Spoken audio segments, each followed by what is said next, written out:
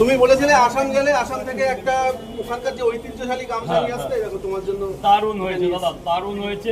এটা আসামের খুব জনপ্রিয় কুর্তি এবং আমার খুব পছন্দের। তো তুমি কামাখ্যা মন্দির থেকে নিয়ে এসছো, তো আসামের খুব গর্বের, মানে খুব এটাকে খুব ভক্তি করে। জন্ম থেকে মৃত্যু পর্যন্ত, জন্ম মৃত্যু থেকে সবকিছুতে এই গামছাটা লাগে।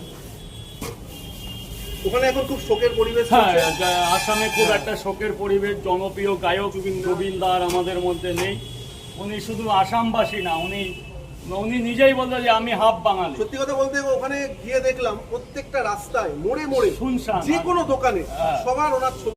বাংলাতেও জুবিনদার একটা আলাদা নাম আছে, সত্যি একটা চলচ্চিত্র জগতে রাস্তা দিয়ে যেতে গেলে তুমি দেখতে পাবে খুব প্রত্যেকটা সুন্দর। দোকানে। আর আমি জুবিনদার খুব বড় একজন ফ্যান, আজকে থেকে না, এই তোমার তাও 5, 7, 8 বছর 10 বছর। জুবিনদার কোনো একটা গান যেটা তোমার মনে পড়ছে? পিয়ারে পিয়ারে